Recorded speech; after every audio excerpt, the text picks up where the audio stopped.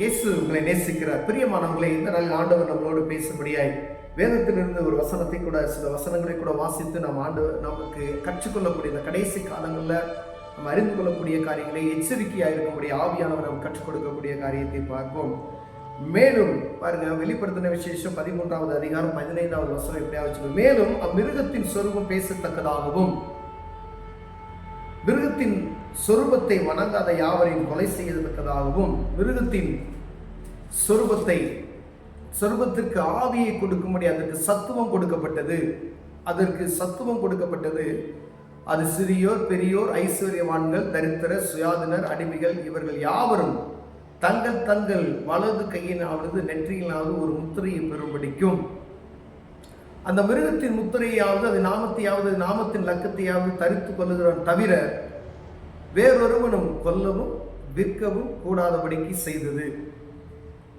இதுல ஞானம் விளங்கும். அந்த மிருகத்தின் லக்கத்தை புத்தியுள்ளவன் கணக்கு பார்க்க கடவன். அது மனுஷனுடைய இலக்கமாய் இருக்கிறது. அதனுடைய இலக்கம் 666.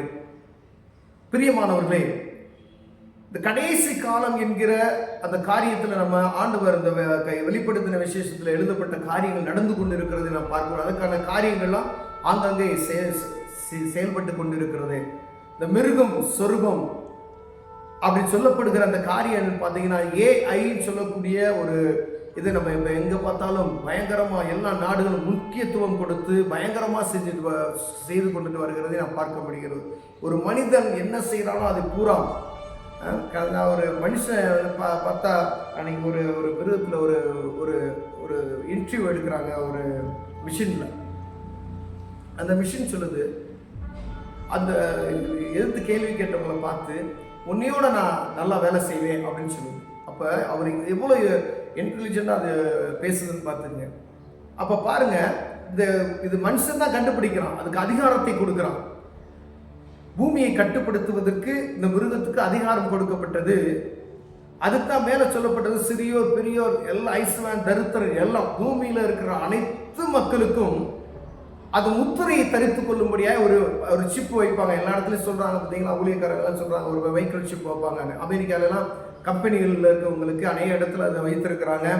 பெரிய பெரிய இடங்கள், ஒரு முக்கியமான இதுகள்லாம் அது அந்த இதை தரித்தில் உள்ளே போக முடியாது. இதை உலகம் எங்கும் இருக்கிற மக்களுக்கு ஒரு நாள் வைக்கப்பட போகிறது. அதுக்கான காரியம் நடந்து கொண்டு இருக்கிறதை நாம் பார்த்து கொண்டு இருக்கிறோம்.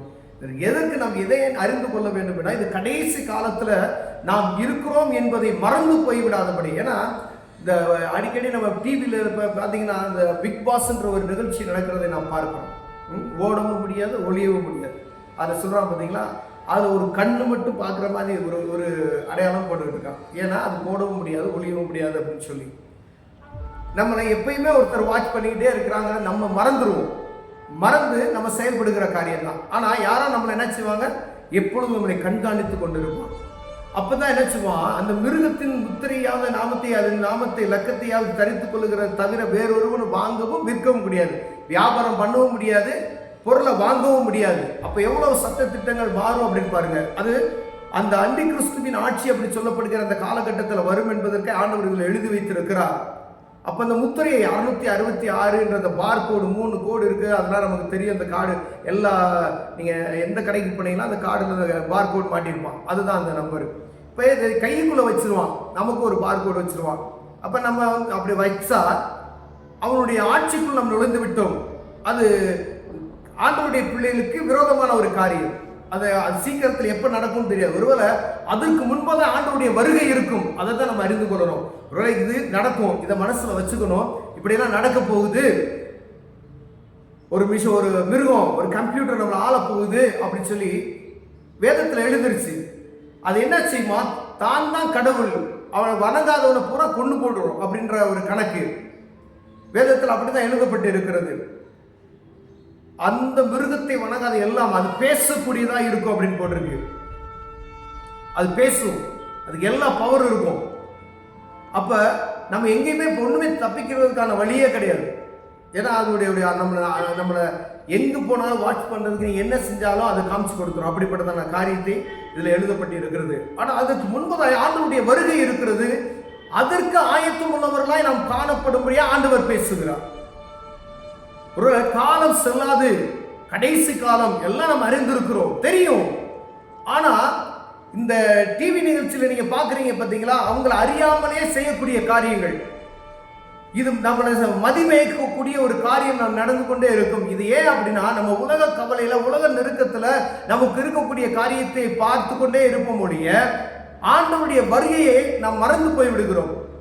ரெண்டுமே இருக்கணும். ஆண்டவருடைய பிள்ளைகள் ஆண்டவர் அற்புதம் செய்து கொண்டே இருப்பார். ஆனாலும் அவருடைய வருகைக்கு எதிர்நோக்கி இருக்கிறவர்களாய், புத்தியுள்ளவர்களாய் காணப்படும்படியாய் அங்கும் அதையும் நம்ம பார்க்கணும். முதலில் தேவனுடைய ராஜ்யத்தையும் அவருடைய நீதியை தேடுங்கள், அப்பொழுது இவையெல்லாம் உங்களுக்கு கொடுக்கப்படும் என்று ஆண்டவர் சொல்லிட்டார். அப்ப இந்த ஆட்சி அமர்வதற்கு முன்பதாய் தேவனுடைய ஆட்சி உண்டாகும். அதற்கு முன்பதாய் ஆண்டவருடைய பிரசன்னத்துக்குள் நாம் நுழைந்து விடுவதற்கு நாம் பாத்திரவான்களாய் மாறுபடி ஆண்டவர் நம்மளோடு பேசிக் கொண்டிருக்கிறார். பிரியமானவர்களே, ஒருவேளை இப்படிப்பட்டதான காரியத்தில் நம்ம குறைச்சலவர்களாக இருக்கிறோமா? ஆண்டவர் எதுக்காக இந்த காரியத்தை நம்ம சொல்றாருன்னா, ஒருவேளை இப்படிலாம் ஒரு அதிகாரம் நடக்க போகுது, இந்த 666 நம்பர் நம்ம ஒரு மைக்ரோசிப் நமக்குள்ள வைக்க போறோம், இதெல்லாம் வைக்க போறோம். ஆனா அதற்கு முன்பதாய் அவர் வருகை இருக்கும் என்பதை நாம் மறந்து போய்விடக்கூடாது. பிரியமானவர்களே, அந்த வருகைக்கு ஆயத்தம் உள்ளவர்களாய், புத்தி உள்ளவர்களாய் நாம் காணப்படும்படியாய், அவர் வருகைக்கு நம்ம எதிர்நோக்கி இருக்கும்படியாய் வானத்தில் எக்காலம் ஊதப்படும் பொழுது ஆண்டவர் வருவார். அவரோடு இணைந்து செல்லக்கூடிய ஒரு பாக்கியத்தை பெறுவதற்கு ஆண்டவர் நம்மை துரிதப்படுத்திக் கொண்டிருக்கிறார். ஒருவேளை ஒரு குடும்பத்தில் 5 பேர் இருக்கிறோம் அப்படின்னு வச்சுக்கோங்களேன். ஒருவர் கைவிடப்பட்டுட்டு, கணவன் மனைவியோ, ஒரு கணவன் மட்டும் எடுத்துக்கொள்ளப்பட்டு, இல்லை மனைவி மட்டும் எடுத்துக்கொள்ளப்பட்டு, பிள்ளைகள் மற்றவங்களாம் கைவிடப்பட்ட ஒரு சூழ்நிலை இருக்குமே. ஆனால் எவ்வளவு வேதனையான காரியம் பார்த்தீங்களா? அப்படி ஒரு சூழ்நிலை வராதபடிக்கு ஆண்டவரோடு இணைந்திருக்கிறவர்களாய், குடும்பமாய் கைகோர்த்து தேவ சமூகத்தை நோக்கி பார்க்கும்படி அழைக்கப்படுகிறோம். பிரியமானவர்களே, அதற்கு பின்பதாய் இருக்கக்கூடிய காலங்கள் கொடுமையாயும் கொடூரமாயும் துஷ்டத்தனமாயும் இருக்கும் என்பதை நாம் அறிந்திருக்கிறோம். அதுக்குள்ள வாழ்வதற்கு ரொம்ப கடினமான காரியங்கள்.